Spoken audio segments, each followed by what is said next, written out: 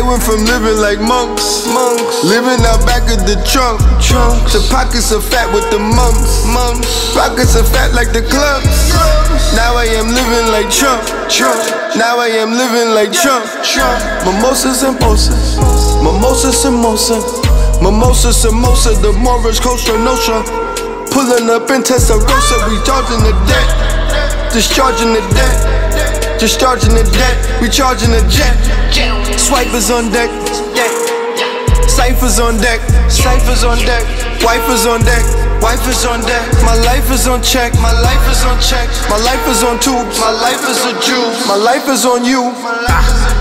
My wife is on two, my wife is on two. I'm going for three, you know it is me. Bread is the pillar, the jet is my pillar, the fez is the killer, the bread is gorilla, the flow is Godzilla, the lizard a beast. I visit the priest, and tell him my sins. I tell him I'm twin, I tell him I'm him. Peace, family. Welcome to another episode, Underground Railroad Productions. This your host, Brother Rich. As you can see, I'm joined with the Blue Pillar. Welcome back, brother. Before we start, as usual, Peace. I want to give a shout out to the Patreon family out there, showing support and love to Brother Rich. Shout out to Aaron Ramesses with the book, The Weird Negro. Shout out. Representing that conscious science fiction. And yeah, you fresh off of Mount Shasta.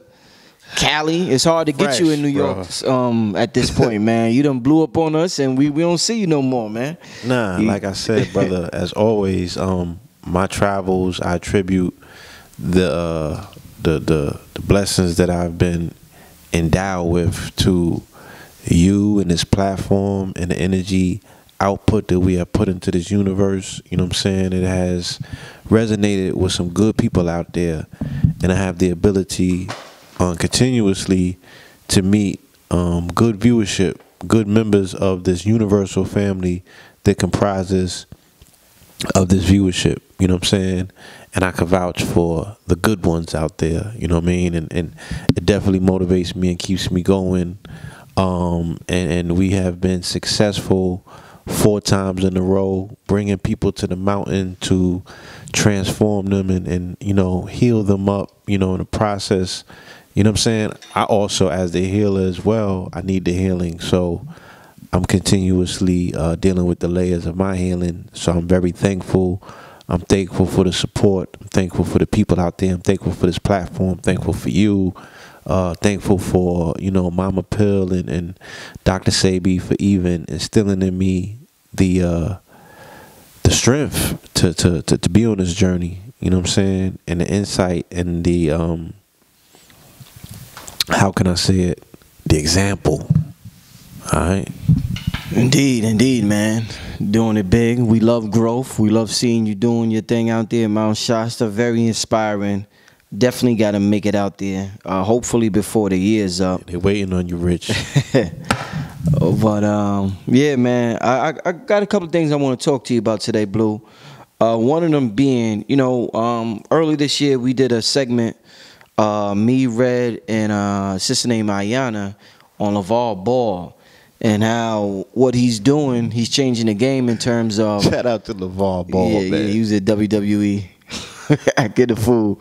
But yeah, just him changing the game, pissing the Nike executives off, pissing the Adidas executives off, pissing the Reebok executives off. Bossing up, charging $500 for sneakers, pissing the people off, pissing Shaq off. But, you know, deciding to go out and be independent. We always talking about, you know, starting our own thing, starting this, starting that. We got brothers that's doing that. It's important for us to praise them, give them acknowledgement, whether we agree with what they're doing 100% or not, but they're planting seeds in everybody's that's watching mind. So whether Lavar Ball succeeds or fails in the NBA, he has already planted seeds in people's minds, man. I could imagine how Lavar Ball feels. You know what I'm saying? We share the same dichotomy in regards to us speaking things into existence and then nobody giving us the credit when the shit comes to full fruition. So I sat there and I watched that man say for months and months. For months and months, my son is going to the Lakers. You know what I'm saying? He wears number 2. He's going to be drafted number 2. He spoke it into existence. We was on his platform the other day talking about law of attraction. Yeah. All right? And all of the weirdos in the comments got into their, you know, that's pseudo, that's this, that's that. Look, he's a living example of, God damn it, I'm a living example of it with my law of 44. So I know how Lavar Ball feels. You know what I'm saying? And I know how people like him are ostracized in the society by other people who don't understand the greatness in which they're being witness to in the real time. Shout out to that brother for manifesting a reality for himself and for his children. Every son deserves Lavar Ball as a father. You understand? Real talk. That's a deep statement. And I guess that's going to bring us into Ice Cube.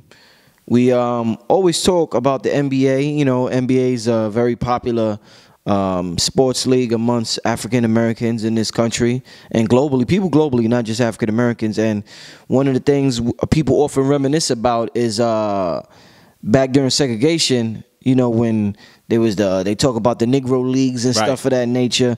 Well, we got this brother Ice Cube who is starting a 3-on-3 basketball league. Him along with his partner, entertainment executive Jeff Quartinets, they partnered up, decided to be partners, and they're starting this league. So I think it's important. This is another example of, you know, we're talking about brothers and sisters doing things, being independent, starting businesses, not depending on somebody. I guess this is important, right? Talk to me. I mean, I look at it as inspirational, this man. This is self-actualization. You know what I'm saying? As a community, we have been speaking forever and a day about the fact that, damn, we need our own thing. We need to do our own thing. Like, you know what I'm saying? NBA this, NBA that. So the brother came with something that not only, you know, is packaged as if it's quote unquote ours, for us, by us, but it's different. He took a different approach. You know what I'm saying? It's not the 5-on-5, it's 3-on-3 from the games that I've seen. It's half court. Yeah. You know, they have a very unique shooting system. They have 4-point shots.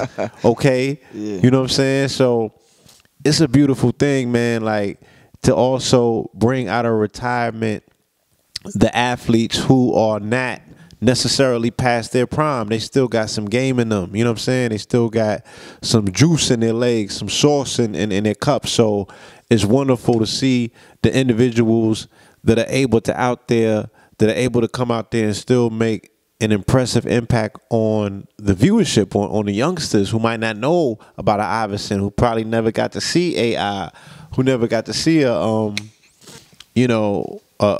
white chocolate or what have you. So it's Showtime all over again.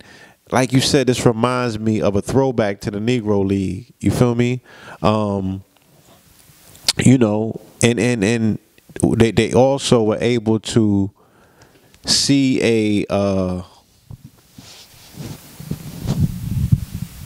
intricate or an accessible gap for programming, meaning that in the summertime, there's really nothing to engage the viewership, to engage the customer in regards to sports. So now you have a league that's accessible during summertime. You could go to Rucker, come home and see 3-on-3. You could go to West 4th Park, come home and see 3-on-3. You know what I'm saying? It's interesting. It's engaging. It spreads the playing field. All right. It gives the athlete another option. You know what I'm saying? When they because I'm gonna tell you what's really it's gonna blow overseas. This is going to be a overseas competition that is gonna be inclusive. I foresee it being a world league. You know what I'm saying? I foresee it really being that world league that we want to see. You know what I mean? Where, you know, Senegal's get their players up, and Serbia get their players up, and France get their players up. You know what I'm saying? Like how you see in the Olympics. So it's going to make better players. It's going to be another pool of recruitment. You know what I'm saying? It's not necessarily the D class, you know what I'm saying, basketball league. I remember what Marbury was able to do when he went overseas to China and became a legend over there. You know what I'm saying? And brought trophies home. You know what I mean? And it was so meaningful to be able to see that brother finally come home with some jewelry, you know what I'm saying? With some, with the acknowledgement of his greatness. I seen, you know, I remember going to see him at Lincoln, playing them Lincoln and Grady games and all of that. So, you know, this is any outlet that allows a person to express the fullness of their greatness is a great opportunity. It's dope. Sometimes when people hear about Black Wall Street and they hear about, you know, black people starting businesses, and then they hear about black people who have white business partners, they may get worried. They may think that's not a legitimate black business. What would you say to those people who have concerns about supporting something? They say they want to support something black, but they may see a white business partner with, like Jay-Z might have some white partners with Tidal. He works with Sprint. He works with different people. So they're like, technically that's not a black. You know, how do you feel about that perspective on things? I'm writing a book on it, you know, where I want people to see hip-hop for what it is. I want them to really see what this aspect of business in this generation entails. And you can't necessarily name me something that's quote-unquote all black, you know what I mean? So we on YouTube right now, you feel me? Like, we need to cut it out. So you bought Death Row albums when they came out. That ain't stop you from buying Pac. You was listening to Big, right? All of those were boutique labels that presented themselves as if they was quote-unquote black labels, but they had white distribution. They had partnership. So, again, maybe if he wants to penetrate an international market, he's using this person as an entertainment lawyer that probably got connections in X, Y, A, B, and C to broaden his scope, you know what I'm saying? And to open up what it feels. I mean, Pac had to go to Hollywood. Cube went to Hollywood. That's where he cut his teeth at. He was frontline revolutionary, you know what I'm saying? But he went to Hollywood and he brought in his base, and we see the end results of that now. He was able to, you know, make some right investments and get enough influence and make enough contacts with now. This is what the brother talking about. Coming straight out of Compton, crazy motherfucking name Ice Cube. You know, now he's an executive that owns a basketball league, okay, that's able to give the very children that grew up off of this music a second opportunity to make themselves great again. So in America, especially in business, sometimes you have to do what's necessary, especially as long as the brother has retained a sizable amount of equity in the company to say, look, I'm a majority stakeholder or what have you, and I don't know how they have allocated any of the you know, ownership to the players or the coaches. I don't know how they have structured their situation, but I'm sure that it would be a topic of discussion. I'm sure that brothers like Boyce Watkins are going to get into that. But when I see it, again, I just see it an extension of an opportunity, because those brothers could be sitting on the couch commentating in the living room, not doing a goddamn thing. So the fact that, again, that they're able to get on them courts and provide some new highlights to a new generation, you know what I'm saying, and expand the base, right, for accessibility, for greatness, I'm all for it. I definitely want the young brothers and young sisters out there to be business savvy. And I feel as though, you know, we're playing in a global market now because of the internet. So there's global customers everywhere. It's not just this country. And I feel as though sometimes these moves that these brothers and sisters make get confused. Their business savvy gets confused for cooning, or them using strategy gets confused for cooning. Talk to me, tell me the difference about, you know, like you just quoted some lyrics from Ice Cube. This brother's an executive right now of his own 3-on-3 basketball league.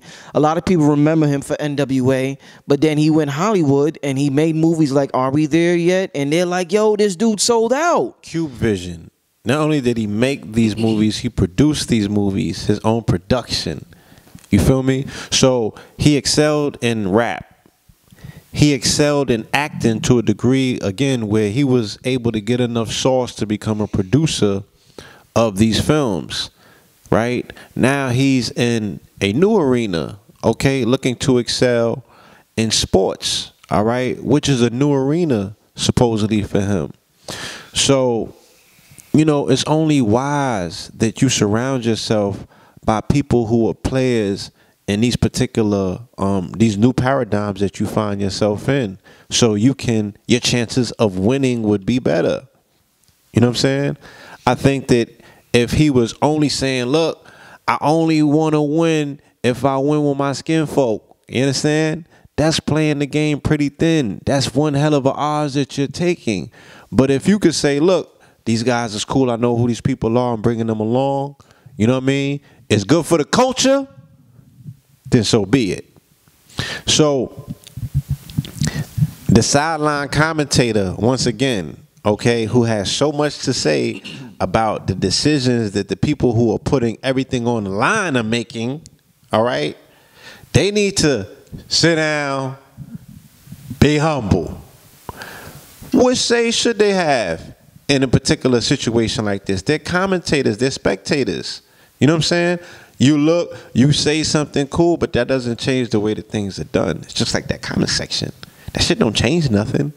You just commenting on the computer, okay? So, you know, people gonna feel a way, of course, and they're gonna, you know, they're gonna burn that word out. You know what I'm saying? Before it's all said and done, everybody, everybody's gonna get slapped with the coon label or what have you. You know what I'm saying? I got slapped with it. You got slapped with it. Is Lavar Ball a coon because the mother of those children is Caucasian?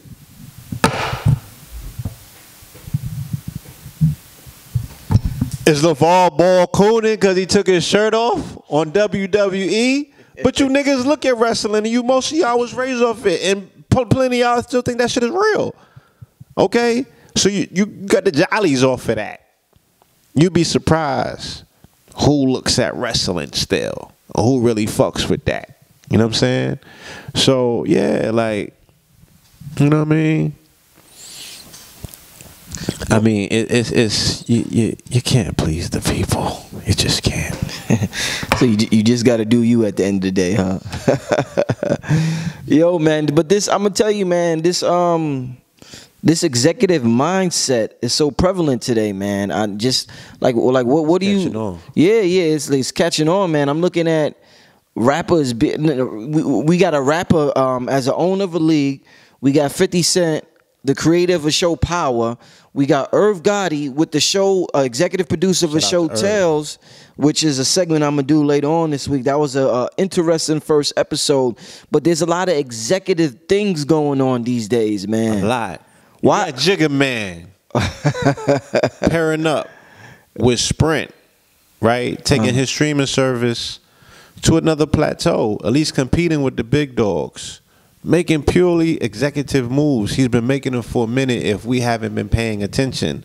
Again, let's strip away our thoughts about him as a person, you know what I'm saying? And what you feel about his character. Look at the moves. Okay, we're talking about business in America. You ain't no fucking place else. If you're looking at this and you're sitting in your seat and you are in these 50 states, we're talking about business in America, capitalism, the way that the game is played, and the fact that, yes, you can play it by your own rules. Okay, it's malleable.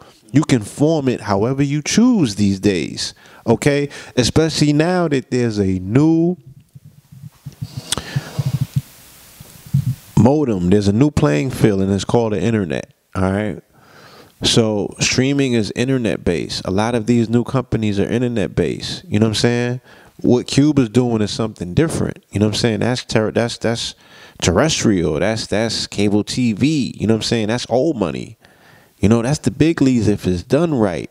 So not more than 2 years removed from that Dame Dash conversation that he got chastised for initially. Interesting. When he was talking about bossing up. You know what I'm saying? You see a lot of these artists quietly making boss moves. You know what I'm saying? Even Drake with his Apple deal. You know what I mean? Future's making boss moves.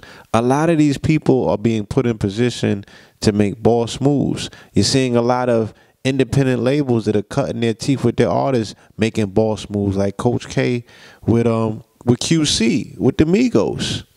Again, and Lil Yachty, you know what I'm saying? Lil Yachty or what have you.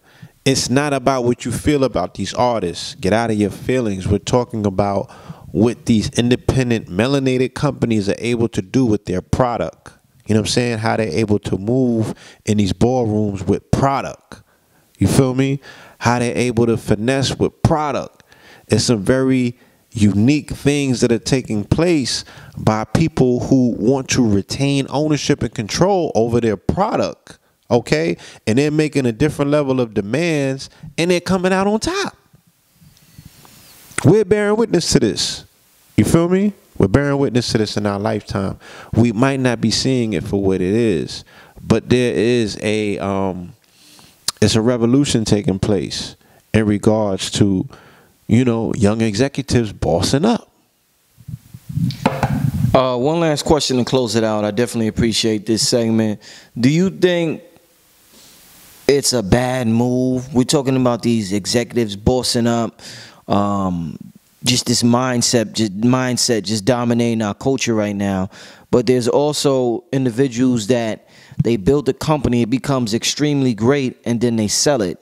You may have an example of Dre with Beats by Dre headphones. You may have an example of an older cat, Bob Johnson with BET. Is that something that it defeats the whole purpose of building these companies and building these brands just to sell it? What do you think about that move some of these brothers decide to make? I mean, when we come into somebody might say Ice Cube somebody might buy him out 5 years from now. They're coming. You know that. You know what I'm saying? And it's only right. Again, capitalism. Right. So we're taught within the modem of capitalism, you know what I'm saying, that you build up to sell.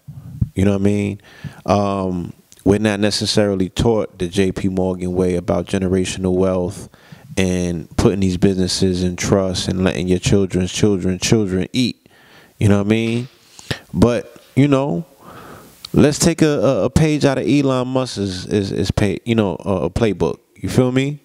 You can create a amazing company, right? A disruptor initially like PayPal. And I'm not saying PayPal is an amazing company service-wise. I'm just saying that for what it was when it came along, yes, it was an amazing company in terms of what it represented, all right? So you take that, you sell that, all right? Then you go and you take that bread and you get SpaceX, you get Tesla. You know what I mean? He's the founder of PayPal? Yes. Damn, you know? that dude is winning, man. Yeah. So you level up. You know what I mean?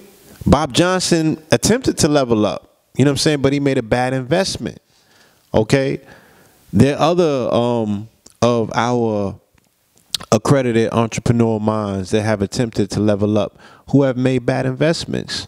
But why don't we talk about the person that's winning most out of all of them that we don't speak enough about? Again, because of our personal feelings and our preferences for these people's personal lives, right? We want to be so involved in who they are and who they screw and what they do. But Magic Johnson, you know what I'm saying? He makes having HIV look cool. This dude is winning. Look at his wins. Look at his investments in his holdings. Look at his positioning. Look at how he bosses up in the world. Okay? So there's a lot of these dudes, man, that we would stand and learn something from if we had these collective think tanks where we can actually extrapolate some of the information that they are using to boss up in these corporate environments, you know, which are shark-infested waters. Let's be clear. Okay? How is your world so shark-infested? You just got to navigate the maze of the hood to get past, you know what I'm saying, the boppers outside, the red and the blues, the police. You feel me? But these dudes is in serious shark-infested waters. They're dodging whales. All right? And they're coming out on top smiling and beguiling. All right? So what do they know? And who are their mentors? Who's showing them how to move on that field? All right?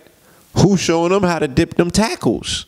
These are the things that we need to know. This is the information that I'm most interested in. Okay?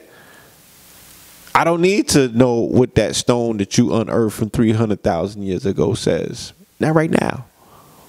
Okay? Let's position ourselves where we can get the necessary finances, the necessary level of comfort. We can, build these companies. You know what I mean? I got 5 or 6 companies. People don't come in to help. They just watch and they speculate. You know what I mean? From the side, oh, this person is doing this wrong and they're doing that wrong, and everybody wants to comment. But who shows up? You know what I'm saying? Who shows up at the end of the day? So only the people that show up should have a right to comment, you know what I'm saying, on what these individuals are doing and how they're running their businesses and how they're expanding their businesses and whether they choose to sell at a particular point in time. I am sure in the back of their mind, they have their family at their best interest to say, you know what? I just sold for 80 million. I'm going to put 5 aside for Johnny. He's good. Okay? I'm going to give him that 5. He got to turn that 5 to 15, though. He can't just be running. And, a lot of their children be running through the 5. You know what I'm saying? They laughing at the 5 because whatever school they go to, you don't got no bread if you only got 5 million. The bread starts at 10 million and up. So, but you should be willing to work for it. You know what I mean? So a person to look at Magic Johnson and say, oh, that dude, look at the moves that he make on the field. He's one hell of a successful businessman, but look at his son.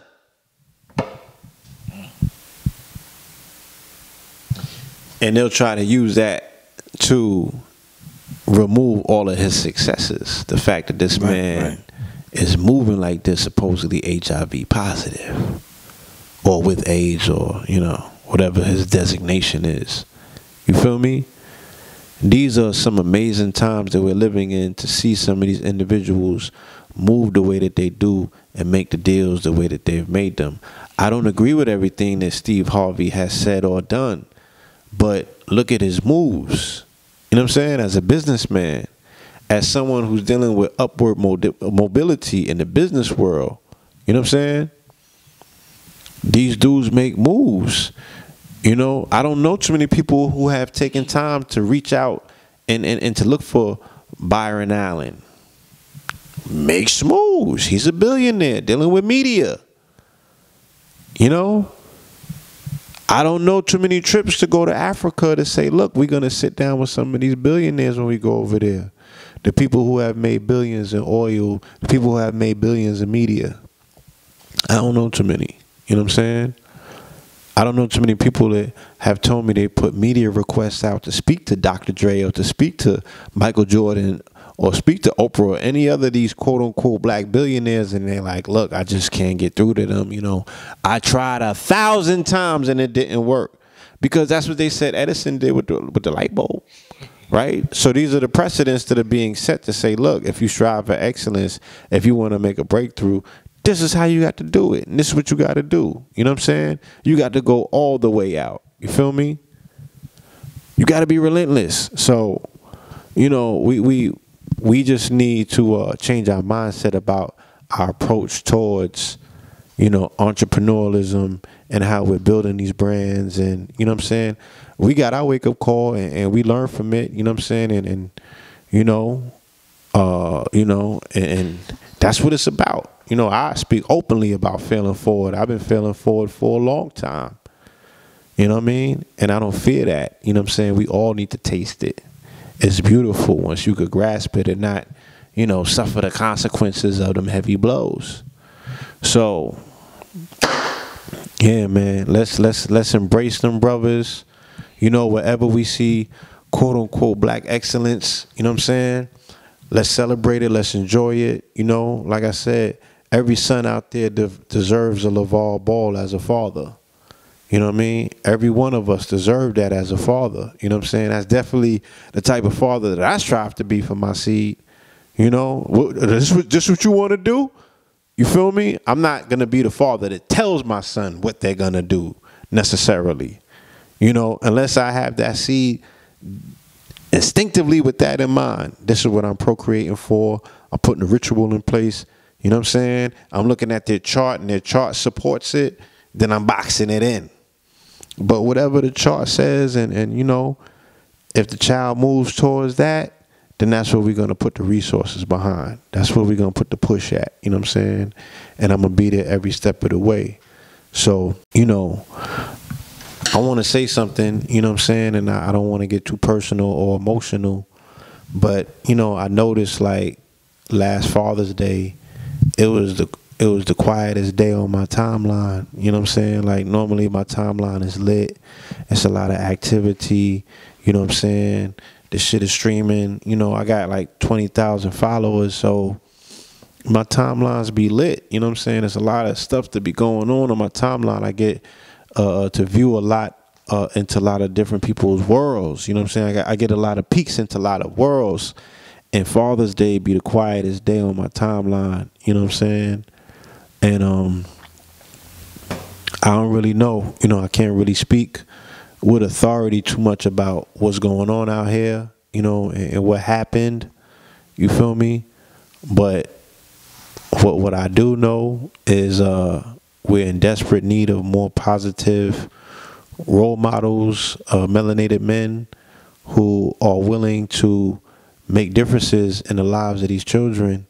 And I get emails and phone calls and, you know, single young women tell us that, you know what I'm saying, they be like, please, brothers, you know, just stay away from the BS and stay clear of all the negativity, because that's what y'all represent in our children's lives. You know what I'm saying?